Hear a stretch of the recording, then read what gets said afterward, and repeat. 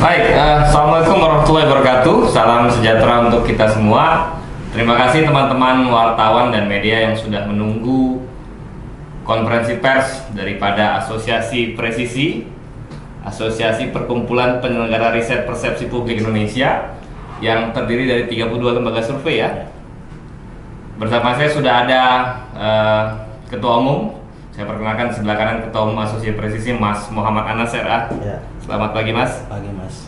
Baik, di sebelah kanan ujung Direktur Eksekutif Trust Indonesia yang sekaligus menjadi Wakil Ketua Umum Asosiasi Presisi, Mas Azari Ardinal. Selamat pagi. Selamat pagi. Baik, konferensi pers kali ini memang ditujukan untuk menanggapi perkembangan politik selama 24 jam terakhir setelah kemudian 8 lembaga survei menyebut atau menyimpulkan pasangan Prabowo Gibran memenangkan pemilihan presiden dengan range rata-rata 56-58% suara, dan tentu saja ini menjadi kabar baik bagi sejumlah orang dan tentu saja kabar tidak baik bagi sejumlah orang. Dan Asosiasi Presisi bertanggung jawab untuk menjelaskan bagaimana proses yang akan terjadi setelah ini, dan tentu saja saya kira secara intelektual atau secara konseptual Presisi akan menjelaskan apakah memang apakah memang hasil survei itu memang bisa diterima secara intelektual. Yang kedua, tentu Asosiasi Presisi akan menanggapi beberapa informasi yang muncul terkait misalnya bagaimana KPU dan Bawaslu melaksanakan tugas ya secara profesional. Kita akan melihat dari informasi yang beredar di sosial media dan tentu yang teman-teman Asosiasi Presisi terima, muncul informasi-informasi terkait kecurangan yang tentu saja itu mesti diverifikasi, mesti dikonfirmasi lebih jauh, dan nanti akan dijelaskan oleh kedua narasumber yang ada di hadapan kita semua. Saya langsung persilakan kepada Mas Anas sebagai Ketua Umum Asosiasi Presisi untuk menjelaskan bagaimana Asosiasi Presisi melihat dan menanggapi perkembangan hasil quick count dan perkembangan politik selama 24 jam terakhir. Waktu dan tempat saya persilakan ke Mas Anas. Baik, Assalamualaikum warahmatullahi wabarakatuh. Waalaikumsalam. Selamat pagi bagi rekan-rekan media dan masyarakat Indonesia yang menyaksikan kegiatan konferensi pers kita pada pagi hari ini, bahwa 23 jam yang lalu penyelenggara KPU telah melakukan rekapitulasi, perhitungan dan rekapitulasi hasil pemilihan umum 2024, baik untuk pemilihan legislatif, DPRD Kabupaten Kota, DPRD Provinsi, DPR RI, kemudian DPD dan Pilpres.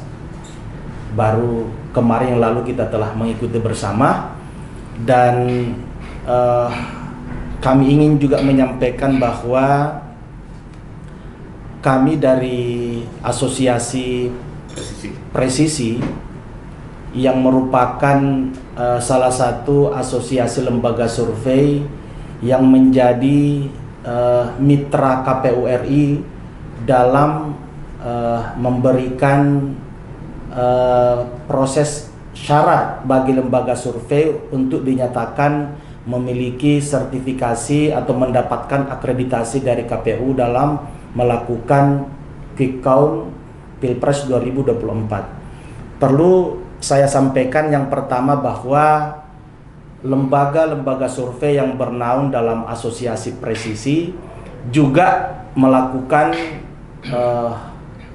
quick count pada 14 Februari kemarin, dan hasil quick count itu pada pukul 18:37 per 14 Februari kemarin, itu data yang masuk itu sekitar 85%. Ya. Nah, dari 85% ini kemudian kami melakukan analisis data quick count dan juga melakukan komparasi data dengan lembaga-lembaga survei lain yang bernaung di dalam asosiasi presisi, yang kemudian menyimpulkan bahwa final Pilpres 2024 satu putaran. Kemudian yang kedua, bahwa hasil quick count ini adalah produk ilmiah yang tentu sudah teruji metodologinya, sehingga ini kami harap masyarakat bijaksana menerima dan menilai hasil quick count ini, karena ini sudah dilakukan dalam pemilu ke pemilu sebelumnya. Kemudian yang ketiga, bahwa situasi Pilpres 2024 ini itu jauh lebih sengit dibandingkan pertarungan Pilpres 2029 yang lalu. 19. Karena 2019 yang lalu, karena rakyat Indonesia terbelah menjadi 3 pilihan politik. Maka tentu dari hasil quick count yang kemarin dengan memenangkan salah satu pasangan calon, tentu kita berharap semua pihak meski menahan diri menunggu hasil real count yang sedang dilakukan oleh KPU yang sedang ini berlangsung, sehingga dalam proses ini tidak melakukan tindakan propaganda dengan melakukan tindakan yang tidak terpuji, apalagi menebar hoaks pemilu. Jikapun ada bentuk kecurangan di tempat tertentu, maka kami berharap masyarakat melakukan cross check dan dilakukan advokasi sampai tuntas oleh seluruh tim hukum pasangan calon yang ada. Jangan mengeneralisir menjadi kecurangan nasional. Ini poin penting menurut saya. Oleh karena itu, tentu masyarakat Indonesia saat ini di-challenge dalam situasi saat ini, bahwa kita di-challenge untuk mengawasi proses rekap dan memastikan bahwa hasil quick count yang berlangsung kemarin itu betul-betul sama atau beda dengan hasil real count yang dilakukan oleh KPU. Ini yang paling penting, karena sekarang era terbuka, semua publik bisa terlibat dalam proses pengawasan terhadap proses kecurangan yang ada di lapangan. Tentu ini yang menjadi keharusan bagi kita semua.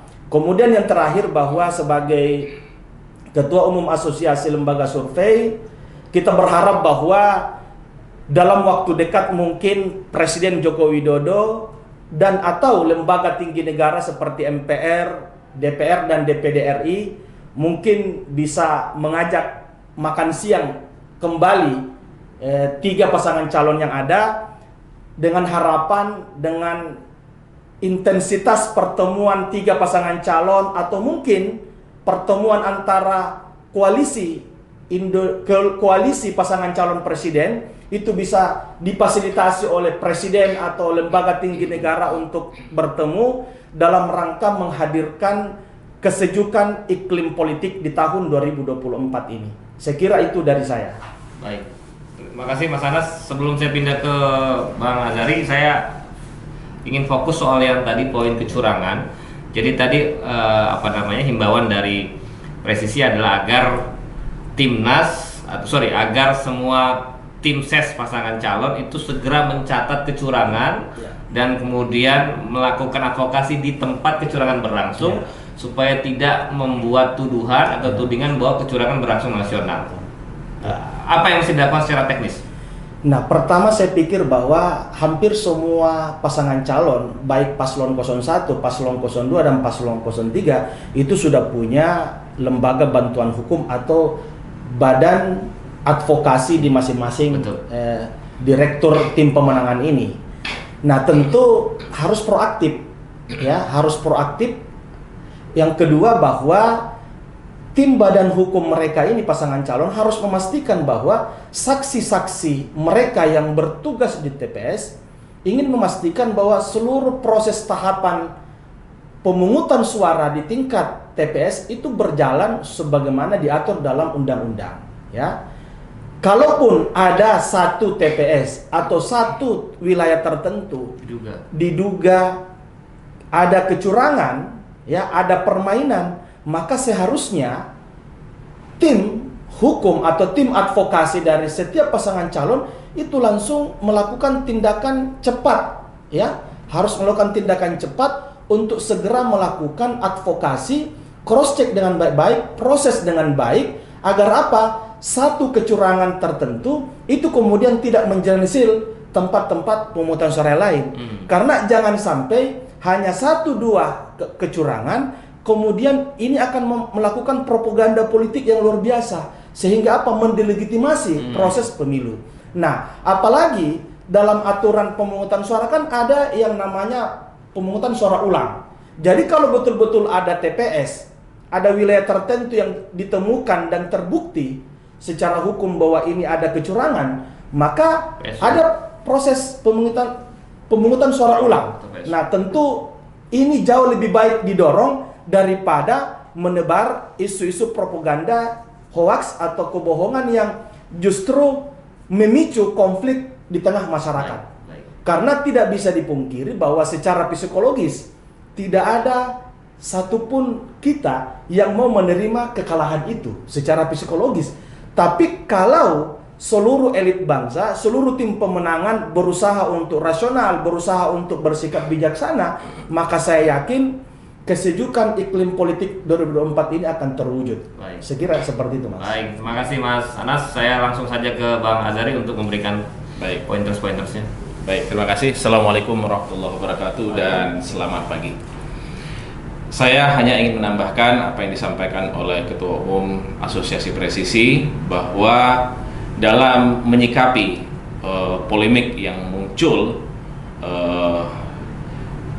dari siang sampai sore nanti, karena sore nanti saya dengar bahwa dari pihak 03 Ganjar Mahfud itu akan melaporkan tentang dugaan kecurangan, dan menurut kami ini adalah salah satu bentuk kedewasaan berpolitik kita, dan itu harus didukung oleh negara. Kita butuh semuanya berpihak untuk mencari solusi terhadap permasalahan bangsa, bukan menjadi bagian dari masalah itu sendiri. Oleh karena itu penting bagi kita untuk mengetahui mekanisme yang telah dipersiapkan oleh penyelenggara kontestasi yang hari ini dibangun oleh 3 pasangan kandidat. Jadi 3 pasangan kandidat itu sebenarnya punya koalisi partai pendukung yang harus ikut mencerdaskan situasi yang sedang berlangsung hari ini. Salah satunya adalah bagaimana, sebagaimana disampaikan oleh Ketua Umum tadi, advokasi yang telah disiapkan itu bekerja tidak hanya sekedar untuk melakukan pengaduan, tapi ikut mencerdaskan publik terkait tentang apa yang sedang terjadi. Sehingga penting bagi kita hari ini untuk menunggu proses real count yang merupakan bentuk legitimasi dari aktivitas pemilihan umum yang disepakati oleh semua pihak. Terkait dengan quick count, menurut kami itu adalah bentuk produk intelektualitas yang harus kita hargai.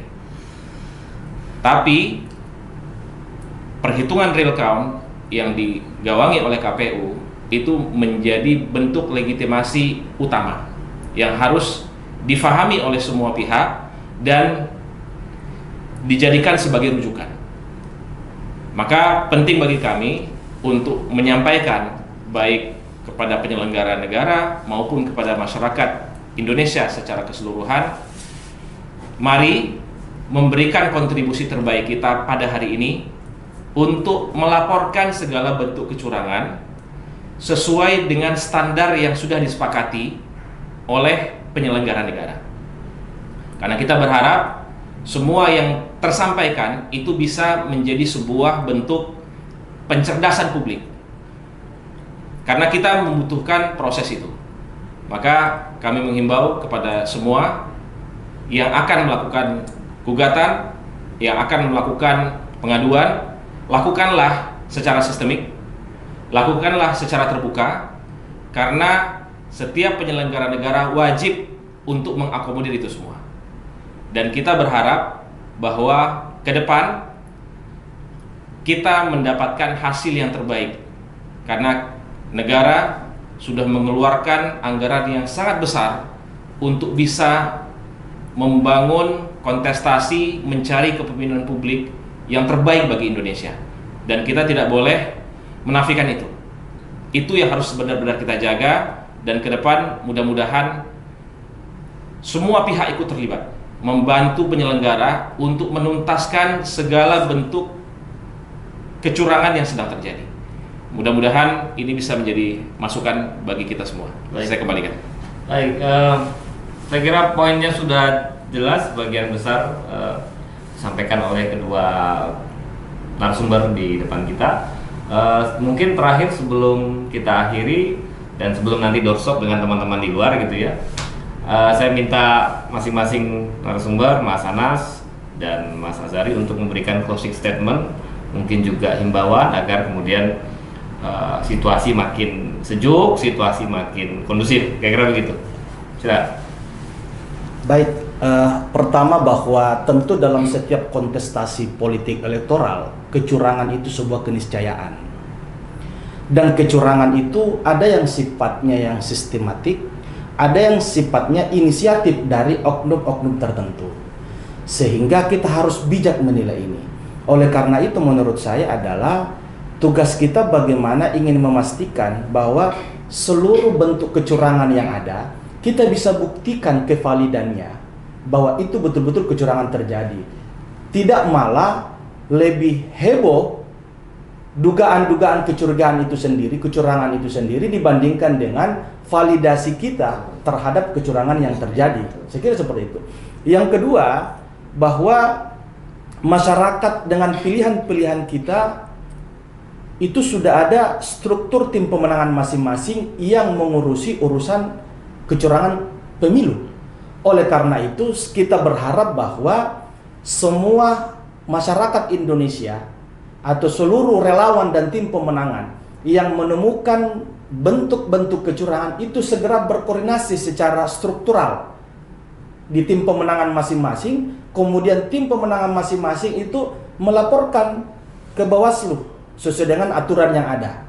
Nah, sehingga mungkin laporan-laporan masyarakat ini sebagai bentuk partisipasi masyarakat, dan hari ini juga kan ada Gakumdu yang melibatkan Bawaslu, polisi, jaksa dan segala macam. Sehingga saya pikir bahwa negara cukup sangat berupaya untuk bagaimana menghadirkan proses pemilu ini berlangsung dengan baik. Sisa kita masyarakat ini ditantang untuk bagaimana betul-betul cerdas, rasional, bijak, dan mau bersabar menilai dalam setiap proses politik yang ada. Saya kira seperti itu. Baik, Mas Azari. Baik, saya sedikit saja. Dalam proses untuk menyelesaikan semua yang disampaikan tadi, maka penting bagi setiap pihak untuk menyiapkan fakta dan data.